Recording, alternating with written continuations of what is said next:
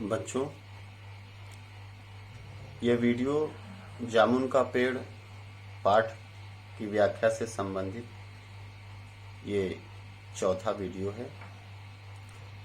व्याख्या से संबंधित तीसरा और ओवरऑल पाठ का ये चौथा वीडियो है। जो व्याख्या आज मैं करने जा रहा हूँ, जहाँ तक कल हो चुकी थी उसी के बाद मैं व्याख्या करने जा रहा हूँ। मैं कल बात कर रहा था कि ये तो माना कि तगाफुल ना करोगे, लेकिन खाक हो जाएंगे हम तुमको खबर होने तक। जो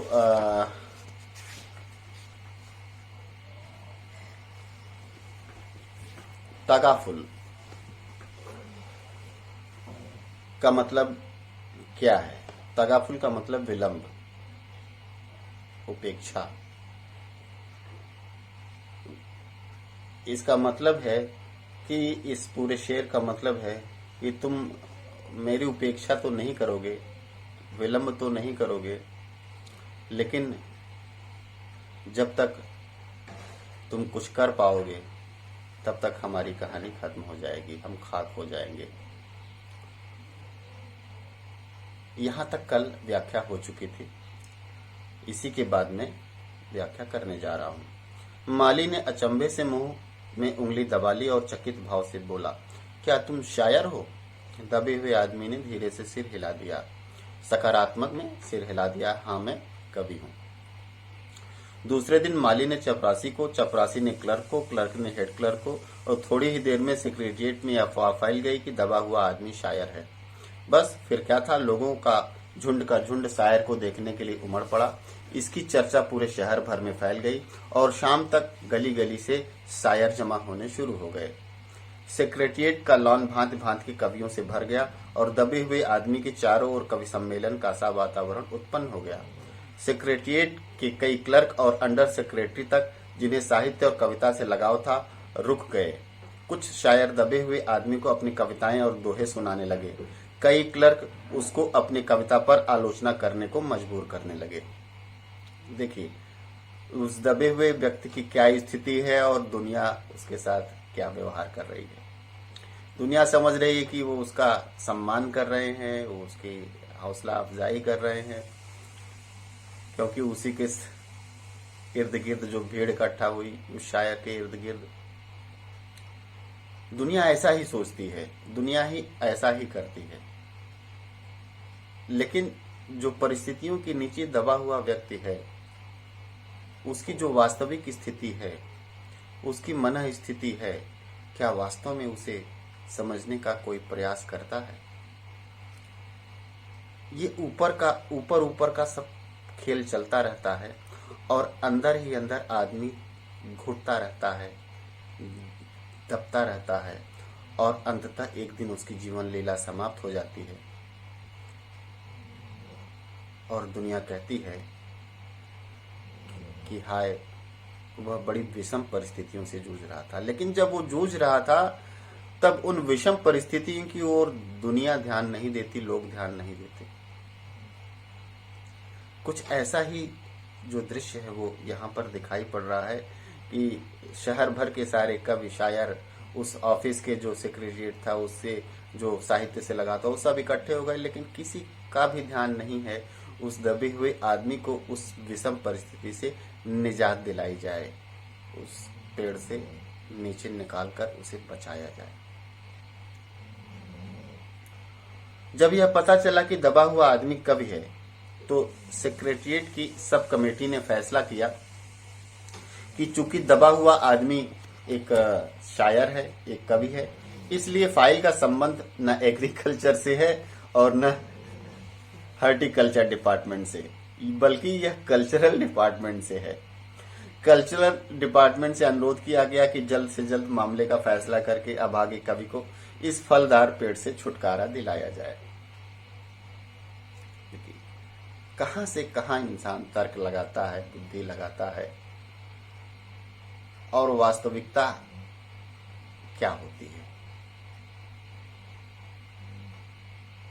फाइल कल्चरल डिपार्टमेंट के अनेक विभागों से गुजरती हुई साहित्य अकादमी के सेक्रेटरी के पास पहुंची। बेचारा सेक्रेटरी उसी समय अपनी गाड़ी में सवार होकर सेक्रेटेरिएट पहुंचा और दबे हुए आदमी से इंटरव्यू लेने लगा। इंटरव्यू लेने के लिए पहुंचा। क्या इंटरव्यू लेने लगा? तुम कवि हो? उसने पूछा। जी हाँ, दबे हुए आदमी ने जवाब दिया। किस उपनाम से शोभित हो? ओश। ओश? सेक्रेटरी जोर से चीखा। क्या तुम वही ओश हो जिसका गद्य संग्रह ओश के फूल अभी हाल ही में प्रकाशित हुआ है? दबे हुए कवि ने हुंकार में सिर हिलाया, मतलब सकारात्मक रूप से। हाँ, मैं वही हूँ। क्या तुम हमारी अकादमी के मेंबर हो? सेक्रेटरी ने पूछा। नहीं, उस आदमी ने जवाब दिया। आश्चर्य है, सेक्रेटरी जोर से चीखा। इतना बड़ा कवि, ओश के फूल का लेखक, और हमारी अकादमी का मेंबर नहीं? उफ, यह कैसी भूल हो गई हमसे। कितना बड़ा कवि और कैसी अंधेरी गुमनामी में दबा पड़ा है। गुमनामी में नहीं, मैं एक पेड़ के नीचे दबा हूं। कृपया मुझे इस पेड़ के नीचे से निकालिए, अभी बंदोबस्त करता हूं। सेक्रेटरी फौरन बोला और फौरन उसने विभाग में रिपोर्ट की। मतलब जो यहां आया था वो किस मकसद से आया था? अंदाजा लग गया होगा कि अब बंदोबस्त करता हूं। अभी उसका संबंध पेड़ के नीचे दबे हुए आदमी से नहीं था, बल्कि एक कवि से मिलने आया था। उसका इंटरव्यू लेने आया था। उस ख्यातिनाम कवि का जो सदस्यता उसकी अकादमी से नहीं है, इस बात की ताकीद करने आया था। धन्य है हमारे सरकारी विभाग और धन्य है हमारे अधिकारीगण। बड़े बड़े पोथी पढ़कर ये अधिकारी बनते हैं और ऐसी तर्कशीलता और ऐसी बुद्धिहीनता भरे निर्णय। आश्चर्य है। और आश्चर्य देखिए, पूरा सिस्टम ही ऐसा बना है, इसलिए ऐसा है। क्या करें? संवेदनशीलता कागजों में नहीं होती है, संवेदनशीलता इंसान में होती है। लेकिन जब सिस्टम कागजों का गुलाम बन जाए तो इंसान को मजबूर होना पड़ता है संवेदनहीन होना। नहीं तो उसकी वाट लग जाएगी, उस अधिकारी की वाट लग जाएगी, उस कर्मचारी की वाट लग जाएगी। तो बदलने की क्या जरूरत है? इंसान को नहीं, बल्कि उसके द्वारा बनाए गए उस सिस्टम को बदलने की जरूरत है जिसने उसे संवेदनहीन बना दिया है। आगे देखते हैं क्या होता है। दूसरे दिन सेक्रेटरी भागा भागा कवि के पास आया और बोला, मुबारक हो, मिठाई खिलाओ। हमारी सरकारी साहित्य अकादमी ने तुम्हें अपनी केंद्रीय शाखा का मेंबर चुन लिया है। यह लो चुनाव पत्र। मगर मुझे इस पेड़ के नीचे से तो निकालो, दबे हुए आदमी ने कराह कर कहा। उसकी सांस बड़ी मुश्किल से चल रही थी और उसकी आंखों से मालूम होता था कि वह घोर पीड़ा और दुख में पड़ा है। उस दबे हुए आदमी की कवि की क्या स्थिति है, और ये महोदय जो सेक्रेटरी साहब हैं वो मिठाई खिलाने की बात कर रहे हैं, मुबारकबाद दे रहे हैं, अपने कमेटी का, अपने साहित्य अकादमी का मेंबर चुने जाने की बधाई दे रहे हैं। धन्य है ये सेक्रेटरी महोदय और धन्य है ये हमारी व्यवस्था। हम यह नहीं कर सकते। देखिए, सेक्रेटरी अपनी मजबूरी बताता है। हम यह नहीं कर सकते, सेक्रेटरी ने कहा, और हम जो कर सकते थे वह हमने कर दिया। बल्कि हम तो यहां तक कर सकते हैं कि अगर तुम मर जाओ तो तुम्हारी बीवी को वजीफा दे सकते हैं। अगर तुम दरखास्त दो तो हम वह भी कर सकते हैं। अरे, मैं अभी जीवित हूं, कभी रुक रुक कर बोला, मुझे जिंदा रखो। मुसीबत यह है कि सरकारी साहित्य अकादमी का सेक्रेटरी हाथ मलते हुए बोला, हमारा विभाग सिर्फ कल्चर से संबंधित है। पेड़ काटने का मामला कलम दवात से नहीं, आरी कुल्हाड़ी से संबंधित है। उसके लिए हमने फॉरेस्ट डिपार्टमेंट को लिख दिया है और अर्जेंट लिखा है। यही स्थिति है हमारे सरकारी विभागों की। वो करना चाहता है तो भी नहीं कर सकता, क्योंकि उसका संबंध कलम दवात से है, आरी कुल्हाड़ी से नहीं है। कैसे कर पाएगा, क्योंकि कागजों में जो लिखा है वही तो माना जाएगा, नहीं तो इस अधिकारी की जो है अच्छी तरह से खबर ली जाएगी। और अर्जेंट लिख के उसने जंगल विभाग को, वन विभाग को भेज दिया है कि इस आदमी को बचाइए। शाम को माली ने आकर दबे हुए आदमी को बताया, कल फॉरेस्ट डिपार्टमेंट के आदमी आकर इस पेड़ को काट देंगे और तुम्हारी जान बच जाएगी। माली बहुत खुश था। दबे हुए आदमी का स्वास्थ्य जवाब दे रहा था, मगर वह किसी न किसी तरह अपने जीवन के लिए लड़े जा रहा था। कल सवेरे तक किसी न किसी तरह उसे जीवित रहना है। दूसरे दिन जब फॉरेस्ट डिपार्टमेंट के आदमी आरी कुल्हाड़ी लेकर पहुंचे, उनको पेड़ काटने से रोक दिया गया। मालूम हुआ कि विदेश विभाग से हुक्म आया था कि इस पेड़ को न काटा जाए। कारण यह था कि इस पेड़ को 10 साल पहले पोटानिया राज्य के प्रधानमंत्री ने सेक्रेटेरिएट के लॉन में लगाया था। अब अगर यह पेड़ काट डाला गया तो इस बात का काफी अंदेशा था कि पोटानिया की सरकार से हमारे संबंध सदा के लिए बिगड़ जाएंगे। मगर एक आदमी की जान का सवाल है, एक क्लर्क चिल्लाया। दूसरी ओर 2 राज्यों के संबंधों का सवाल है। दूसरे क्लर्क ने पहले क्लर्क को समझाया, और यह भी तो समझो कि पोटानिया सरकार हमारे राज्य को कितनी सहायता देती है। क्या हम उनकी मित्रता की खातिर एक आदमी के जीवन का बलिदान नहीं कर सकते? कवि को मर जाना चाहिए, निसंदेह। ये राज्यों के संबंधों के आधार पर, राजनीति के आधार पर और ढेर सारे ऐसे मुद्दे हैं जिन पर समस्त चीजों को ताक पर रख दिया जाता है। यहाँ पर सरकारी जो अधिकारी कर्मचारी हैं वो कहते हैं कि अगर दो देशों के संबंध किसी आदमी के मरने से बने रह सकते हैं, अच्छे रह सकते हैं, तो उस आदमी को मर जाना चाहिए। ये हमारी व्यवस्था का एक सूत्र वाक्य है। कहते हैं सैकड़ों लोग मर जाते हैं और किसी के कान पे जूं नहीं रेंगती, और एक छोटी सी घटना 2 राष्ट्रों के बीच युद्ध करा देती है। ये आज की दुनिया की सच्चाई है। एक छोटी सी घटना 2 राष्ट्रों के बीच युद्ध करा देती है और सैकड़ों हजारों लोग मार डाले जाते हैं, किसी के कान पर जू भी नहीं रेंगती। है या नहीं ये सच्चाई?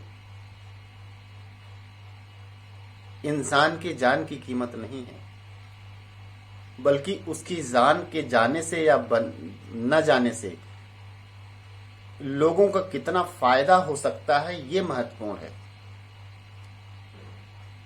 सिस्टम को बनाए रखने के लिए अगर किसी की जान चली जाए तो चली जाए, लेकिन सिस्टम बना रहना चाहिए।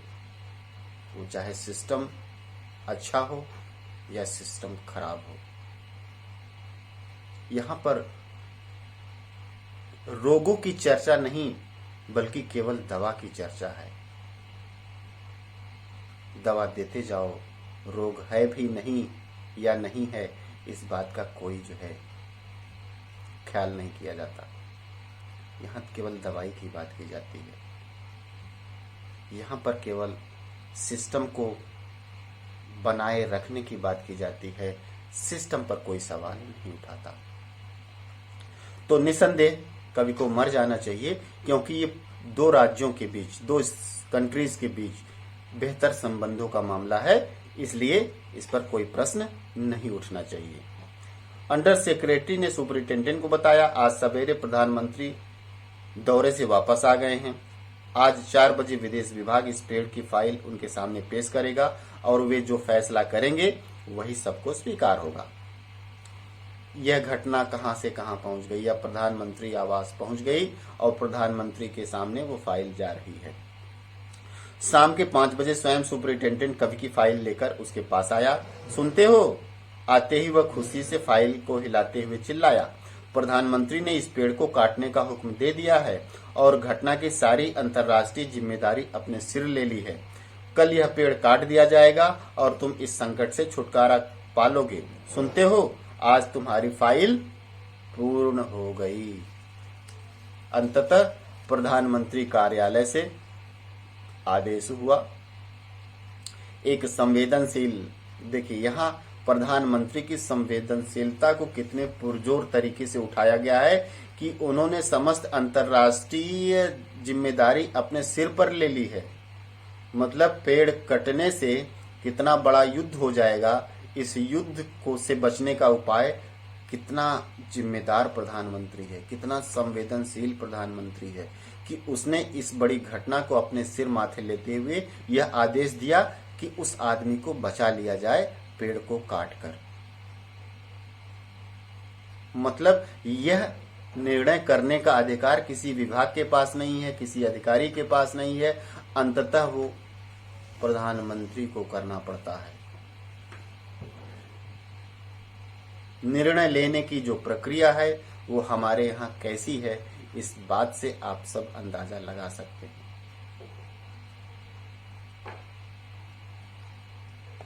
तो आज तुम्हारी फाइल पूर्ण हो गई। मतलब प्रधानमंत्री ने जब आदेश दिया तभी फाइल पूर्ण हो गई, फाइल अंतिम मुकाम पर पहुंची।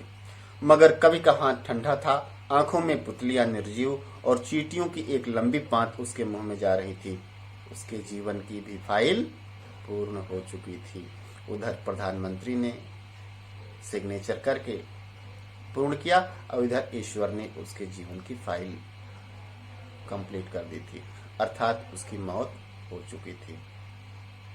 बच्चों, यह वास्तव में जो जामुन का पेड़ है, यहीं पर ये कहानी खत्म हो जाती है। वास्तव में ये जो जामुन का पेड़ है, वास्तव में आज के समाज की, देश की व्यवस्था के, सिस्टम की आज की वास्तविक स्थिति को वास्तव में ये दर्शाता है और बहुत ही व्यंग्यपूर्ण तरीके से समझाता है। इसको पढ़ने से मुझे हंसी नहीं आती है, अंदर से पीड़ा होती है, अंदर से दर्द होता है, क्योंकि इस तरह की घटनाएं मैं हमेशा घटते हुए देख रहा हूं। चाहे विद्यालय हो, चाहे बिजली विभाग हो, शिक्षा विभाग हो, बिजली विभाग हो, पुलिस व्यवस्था हो, इवन की सेनाओं में भी इस तरह की संवेदनहीनता मैं देखता हूं। मतलब कि ऐसा जीवन का कौन सा क्षेत्र है जो इस तरह की संवेदनहीनता से ग्रस्त नहीं है। केवल फाइलों की रट है, फाइलों की दौड़ है, फाइलों की जो है मारामारी है। वास्तव में दोष कहां है, त्रुटि कहां पर है, और हम प्रश्न क्या करते हैं, क्या कहां पे करते हैं। वास्तव में हम समाधान की तरफ नहीं बल्कि समस्याओं की तरफ जा रहे हैं। प्रश्न भी करते हैं तो समस्याओं के समाधान के लिए नहीं करते हैं, बल्कि और समस्या को बढ़ाने के लिए करते हैं। क्योंकि सब अपने अपने स्वार्थ में लिप्त हैं। किसी के दिल में, दिमाग में दूसरे की किसी दर्द की, पीड़ा की कोई चिंता ही नहीं है। ऐसी स्थिति में यह जो पाठ है हमारे अंदर एक त्रासदीपूर्ण संवेग पैदा करता है कि वास्तव में हम किस देश, समाज और व्यवस्था में जी रहे हैं। अगर इससे मुक्ति पानी है तो बाहर नहीं, अपने अंदर सोचना पड़ेगा, अपने अंदर विचारों को झिझोड़ना पड़ेगा, अपने अंदर वैचारिक एक हलचल पैदा करनी पड़ेगी, तभी इस त्रासदीपूर्ण व्यवस्था से मुक्ति मिल पाएगी। अन्यथा ये व्यवस्था तो चल रही है और ऐसे ही चलती रहेगी।